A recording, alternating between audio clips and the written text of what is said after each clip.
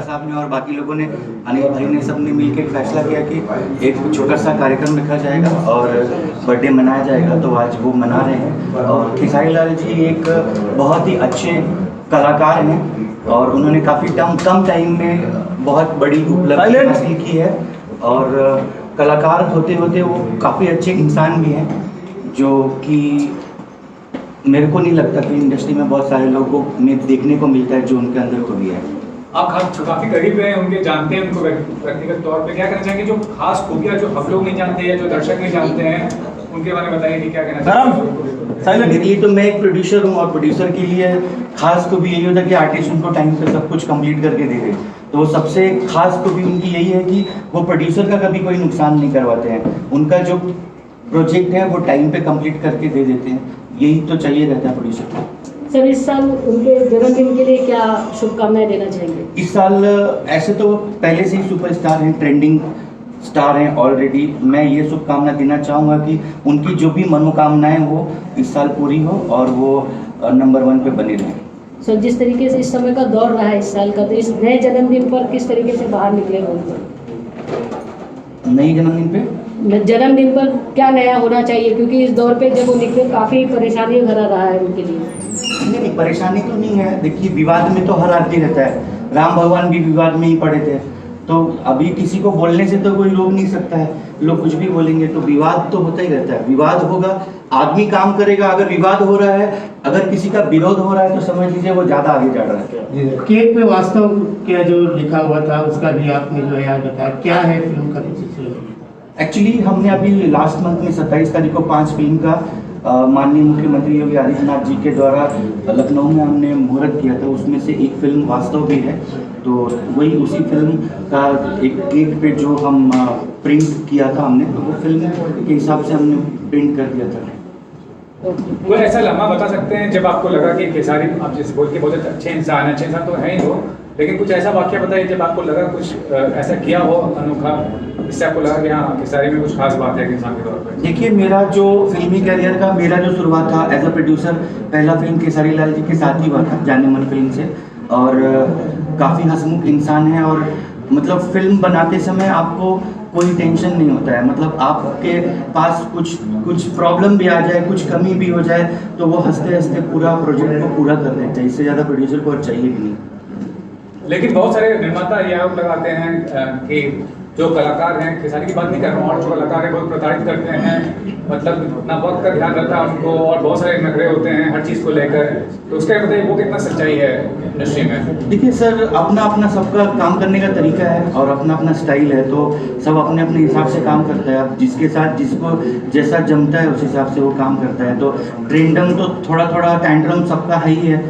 तो अब वो कैसे मैनेज करना तो प्रोड्यूसर के हाथ में है। किसी की बुराई करना ठीक नहीं है। प्रेमा जी, ये बताइए कि किसी का सहारा लेना बहुत जरूरी होता है कामयाबी तक पहुंचने के लिए, कामयाबी के शिखर तक पहुंचने के लिए। जैसे जो एक्ट्रेस आती है, खासकर एक्ट्रेस की बात करूँ, तो क्या वो किसी हीरो का सहारा लेकिन तभी वो आगे आएगी, तभी नाम कमाएगी, तो वो कितना सही है? देखिए, ऐसा नहीं है। अगर आपके अंदर क्वालिटी है, आपके अंदर क्षमता है, तो आपको कोई रोक नहीं सकता है। तो सहारा लेने वाली कोई बात नहीं है। और जितनी भी एक्ट्रेस हैं, सब लोग अपने अपने हिसाब से अलग अलग पोजीशन पे है।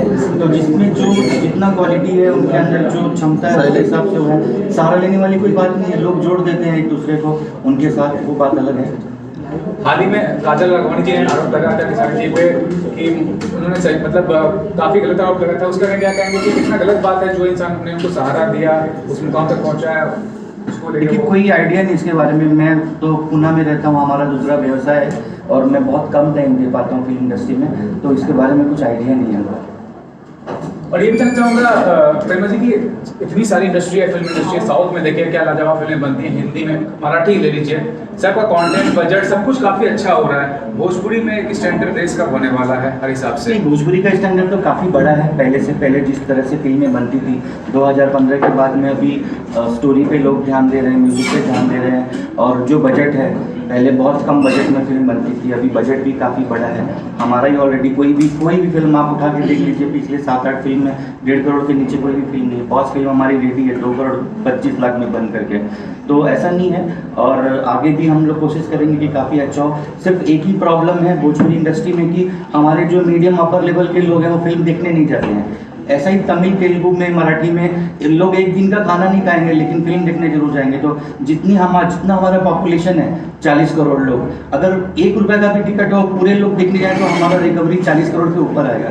लेकिन वो लोग नहीं देखते हैं, उनसे मैं रिक्वेस्ट करूंगा कि आप लोग सिनेमा घर में जाकर के फिल्म देखें। नहीं प्रेरणा, ये नहीं बजट की बात नहीं बोल रहा, कंटेंट की बात नहीं बोल रहा हूँ कि कंटेंट आप दूसरे इंडस्ट्री में देखिए तो फिल्म फेस्टिवल्स में जाते हैं, मेजर फिल्म फेस्टिवल्स में जाते हैं, अवार्ड लेते हैं। भोजपुरी के बारे में क्या कहना चाहेंगे कि ऐसा सिनेरियो कब आएगा कि फिल्म फेस्टिवल्स में जाए, एक ग्लोबल तौर पे एक रिकॉग्निशन मिल रहा है कि हाँ पूरी दुनिया जाने की भोजपुरी इंडस्ट्री है क्या। ये सबसे बड़ा बात है कि बजट काफ़ी कम होता है, उसमें आप क्या बनाएंगे। तो कोशिश किया जाता है कि कुछ अच्छा बना के देना चाहिए।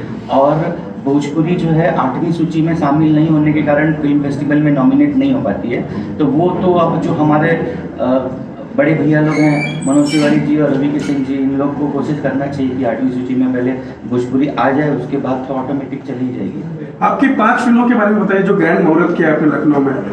5 फिल्म हमारा रवि किशन जी के साथ में हिंदू तो है जो तमिल और तेलुगु दोनों में बनेगी, भोजपुरी भी साथ में है।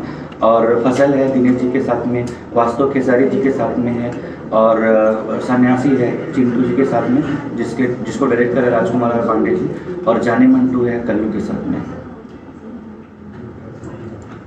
अभी खेसारी जी वाली पिक्चर कब तक स्टार्ट करने का प्लान है? मेरे ख्याल से मई में स्टार्ट हो जाएगा फिल्म। और उस खेसारी के साथ और कौन कौन से लोग जुड़े हुए हैं जरा बताएं उस पिक्चर में। अभी कुछ फाइनल नहीं हुआ, अभी दुकान खुलेगा तो बताएंगे। आज ही आए कल से दुकान खोलेंगे तो फिर तैयारी करेंगे, फिर आपको बताएंगे। आज खेसारी जी मुंबई में नहीं है, इलाहाबाद में जन्मदिन मना रहे हैं, काफ़ी कुछ गरीब अनाथ बच्चों में वितरित किए हैं। कुछ सामाजिक बातें बताएं उनके बारे में जो अब 2 पिक्चर उनके साथ बना चुके हैं। ये खेसारी जी काफ़ी हेल्पफुल नेचर के हैं, और अगर उनको लगता है कि किसी को कुछ प्रॉब्लम है, कोई दिक्कत है, तो वो आगे बढ़ के खुद उनका हेल्प करते हैं, उनको सहायता करते हैं। तो उसी हिसाब से उन्होंने वहाँ पे अपना जो प्रोग्राम रखा है वो कर रहे हैं, और हम लोग यहाँ पे कर रहे हैं।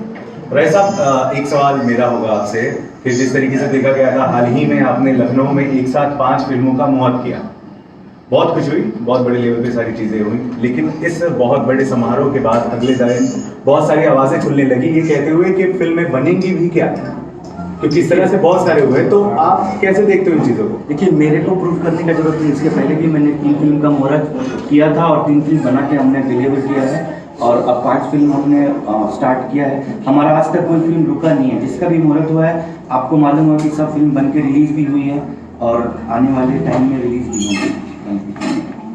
क्या बात है। आपको कोई शक है तो बताइए।